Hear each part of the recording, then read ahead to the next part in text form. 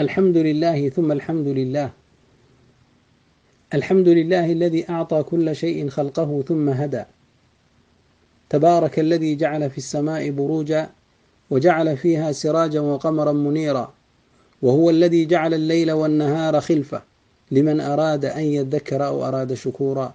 وأشهد أن لا إله إلا الله وحده لا شريك له، شهادة ينال بها مخلصها من كل هم فرجا ومن كل كرب مخرجا.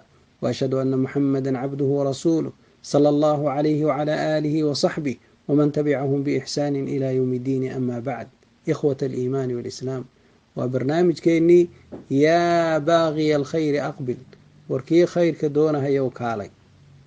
maanta waxaynu waxyaabo ka taabanaynaa arrimo shareecadeenna khilaafsan, muslimiinta qaar iyagoo sooman ay sameeyaan. saad la socotaan, waxaynu ku jirnaa mawsimkii khayrka, bishii ramadaanka ee khayrka badnayd ayaynu ku jirnaa. maanta waa maalintii saddexaad aynu soomannahay fii shahri ramadaan, bishii ramadaan. waa bishaa ilaahay subxaanahu wa tacaala mu'miniinta ilaahay u hadiyeeyey.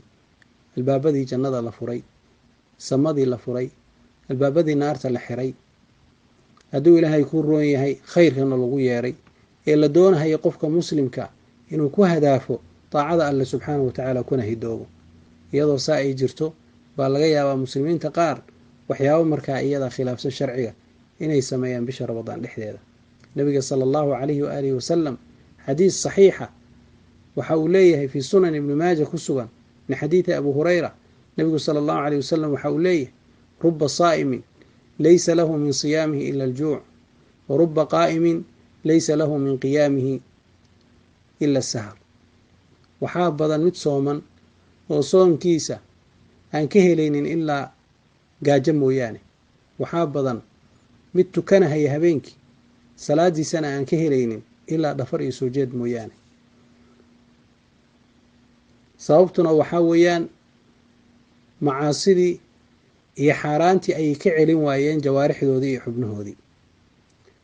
dhegtii waxay maqlaysaa wixii ilaahay u xarimay, ishii waxay eegaysaa wixii ilaahay u xarimay, carabkii wuxuu ku hadlahayaa wax allah subxaanahu wa tacaala carageliya.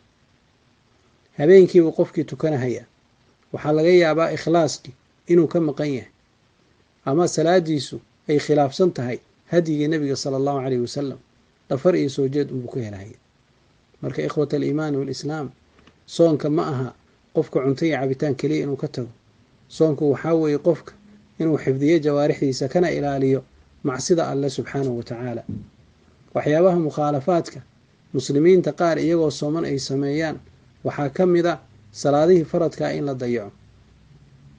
salaaddii faradka inay dayacanto, oo qofkii uu usoo jeedo suxuurtii, markuu suxuurtana uu seexdo, oo markaa uu soo kaco qoraxdii oo soo baxday, oo salaaddii fajarka meesha uu ku dayaco, ama wakhtigeeda wakhti aan ahayn uu tukado.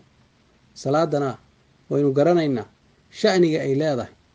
allah subxaanahu wa tacaala wuxuu yidhi fii suurati الnisaa: faidaa qadaytum الصalaata faاdkuruu اllaha qiyaama waqucuuda wacalى junuubikum faida اطma'nantum faaqiimuu الصalaaة ina الصalaata kaanat calى اlmu'miniina kitaaba mawquuta.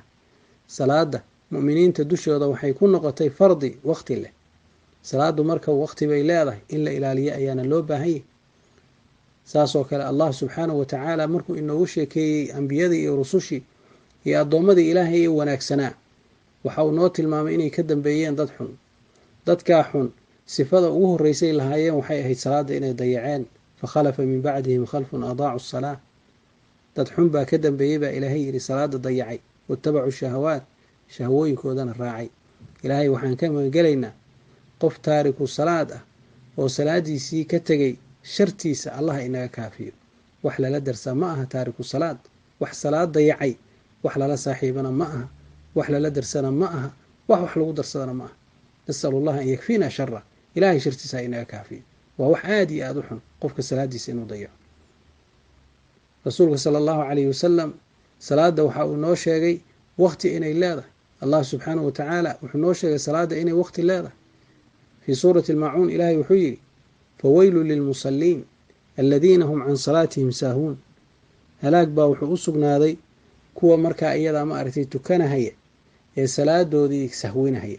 sahwiga waxaa laga wadaa tadyiicu lawqaat, awqaaddii salaada dayacahay, waqtigii salaada markaa iyadaa dayacahaya, waqtigeedii ku cayaarahay. saasoo kale nebigu sala allahu caleyh wasalam waxa uu yidhi man taraka salaata alcasri faqad xabita camalu, qofka salaad casr ka taga camalkiisi waa buraa. waa xadiiskii bureyda warinahayey ee imaam albukhaari saxiixiisa markaa iyadaa uu kusoo saaray. marka salaaddii in lagu dadaalo oo awqaadeedii la tukado oo la hagaajiyo ayaa loo baahan yahay ramadaan iyo keyrkiisaba.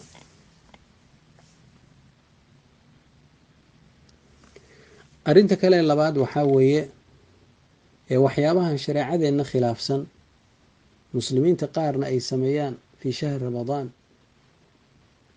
in markaa iyadaa qofkii habeenkii uu ku soo jeedo oo uu ku dhafro filimaanta gaalada iyo barnaamijta qofka muslimka diintiisa shakiga ka gelinahaya, heesaha iyo muusiga iyo faaxishka iyo waxyaabaha xunka ah.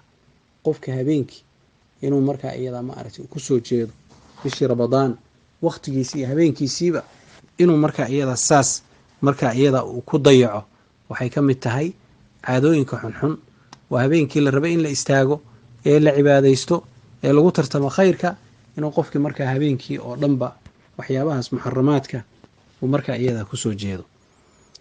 waxyaabaha saas oo kale shareecada khilaafsan ee muslimiinta qaar sooman ay sameeyaan waxaa ka mid ah afxumada, cayda, beenta, isku dirka, xanta, fuxshiga kalaamka. waxyaabahaas oo dhan waxyaabaha munkaraadka ah ee bisha ramadaan dhexdiisa ay samaynahayaan weeyaan markaa iyadaa muslimiintii qaar ka mid a. ilaa nebigu sala allahu caleyh wasalam uu inagaga digay. qaala sala allahu caleyh wasalam, xadiiska saxiixa ahaa ee imaam albukhaari saxiixiisa uu ku wariyey min xadiidi abi hureyra, nebigu sala allahu alay wasalam wuxuu yidhi man lam yadac qowla azuur waalcamala bih, qofka iskaga tegi waaye hadalka been abuuradka iyo ku camalfalkiisa, falaysa lilaahi xaaja, ilaahay subxaanahu watacaala danka ma laha fii an yadaca طacaamahu wa sharaabah, inuu iskaga tago طacaamkiisa iyo sharaabkiisa, ilaahay subxaanahu watacaala danka male. saasoo kale imaamu albukhaari muslim saxiixa waxa ay ku wariyeen min xadiidi abi hureyra, nebigu sala allahu caleyh wasalam waxa uu yidhi idaa kaana yowmu sawmi axadikum, axadkiin maalinka uu soomahayo, falaa yarfud, yuusan fuxshi ku hadlin, hadal xun oo fuxshi ah oo faaxish ah yuusan ku hadlin, walaa yaskhab, yuusan qaylqayliin, oo xataa qaylidii baan la ogolayn haddaad sooman tahay. dayib, mararka qaarkood aniga qof baa i cayn kara, qof baa igu xadgudbi kara, qof baa ila dagaali kara, maxaan sameeyaa? nebigu sala allahu caleyh wasalam wuxuu yidhi fain saabahu axad, hadduu qofku caayo, aw qaatalahu, ama uu la dagaalamo kii soonnaa, ama qof hadduu caayo ama uu la dagaalamo, falyaqul ha yidhaahdo inii mru'un saa'im, waxaan ahay qof sooman. ha ku dhaho qof sooman baan ahay. caydiisii oo kale ha la caytamin, dagaalkiisii oo kale ha la dagaalamin, warniyaho iska kaydaadhe, qof sooman baan ahay, ilaahay haddaad taqaano ilaahay ka cabso. nacam. saasoo kale caadooyinka xunxune dadka qaar ay sameeyaan saa'imiinta cajaa'ibta waxaa ka mid ah bisha ramadaan marka lasoo galaba hurdo. qof baa wuxuu iska furanahayaaba booggii hurdada. ramadaan ma soo galay, waxaaba diyaar u ah booggii hurdada. sheekadiisiiba wuxuu kusoo gabagabaynahayaaba maalinkiiba inuu saxo. duhurkii kadib waa jiifaa, casirkii kadib waa jiifaa, maalinta hore waa jiifaa, gabalka isagoo jiifa ugu dhacahayaa, baabu noom buuba iska furanhayaaba qofkii. yaa hurdo unbuuba geliba, ramadaanba ma soo galay waaba jiifaaba qofkan. waxaad moodiba shahruba inuu yahayba shahru noom, yani bishii hurdada. arrintaana waa caado xun, wax wanaagsan ma aha. mawsimku waa mawsim cibaado, waa mawsim khayr, waa mawsim taaca, waa mawsim khayrka lagu tartamo way ikhwaani, baaraka allahu fiikum. mawsim la seexda ma ah, waa hadiye rabbaaniya. ilaahay subxaanahu watacaala wuxuu leeyahy fastabiqu lkhayraat, war khayrkii ku tartama. war shayaadiintii baan idinka xiray, oo albaabadii jannada idiin furay, oo albaabadii naarta ayaan idinka xiray. ku hadaafa khayrka oo ku tartama oo ku hidooba. adigoon hurdaabaad iska gashayba. maya, lama rabo. wakhtigaaga ka faa'iidayso, qur-aanka akhriso, wardi, khayr samay, sadaqa la imow, cilmi baro, khayr ku mashquul. saasaa loo baahan yahay. waxaa la rabaa inaad noqoto sidii nebiga sala allahu calayh wasalam cabdullahi bni cabaas ku sifeeyey, fala rasuulu llahi sala allahu calayhi wasalam asracu ila alkhayri min ariixi almursala. rasuulka alle ramadaanba hadduu soo galo jibriil la darso wuxuu ka tilaabo dheerayn jiray oo ka dhaqso badnaan jiray dabaysha, salawaatu rabbi wasalaamu caleyh, xagga khayrka ma aragti sala allahu caleyh wasalam. marka waxaa la doonahayaa khayrka inaad markaa iyadaa ku dadaasho oo weliba aad noocyada khayrka aad badsato bisha ramadaan dhexdeeda ayaa loo bahay. midda kale waktiga, qofka muslimka waktiga waa ra-sumaalkiisii wey. waktiga aad arkayso waa ra-sumaalkaagii. waktiga laguu sheegahay waa cumrigaagii. saacaddii kaa go-da cumrigaagay ka go-an tahay. maalin haddaad dhaafto qabriga unba xaggiisa unbaad sii aadaysaa, xagga unbaad usii dhawaanaysaa. ikhwaani, marka waktiga waa in laga faa'iideeyo.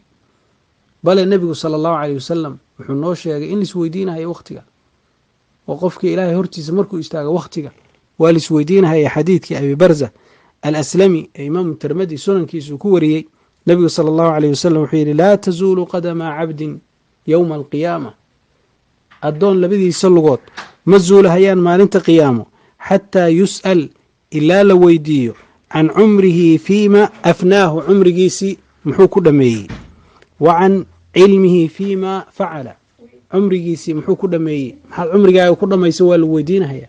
saasoo kale wa can cilmihi fiima facal, cilmigaagii waxaad ku samaysay. wa can maalihi min ayna iktasaba, maalka xageebaad ka soo kasbatay. wa fiima anfaqah, wuxuu ku bixiyey. su-aalahaasaa ku sugahay. marka cumriga iyo shabaabka iyo wakhtigaagii iyo waa lagu weydiinahayaa markaa iyadaa. wa can jismihi fiima ablaah, jirkaaga waxaad ku soo dhammaysa xataa waa lagu weydiin. marka qofka inuu su-aalahaas jawaab u diyaarsado ayaa loo baahan yahay. daqaatu qalbi almar'i qaa'ilatun lahu ina alxayaata daqaa'iqun wathawaani. ninka shaacirkaa wuxuu yidhi waalwaqtu afdalu maa cuniita bixifdihi, waktiga waa waxa markaa iyadaa ma aragtay ugu qaalisan.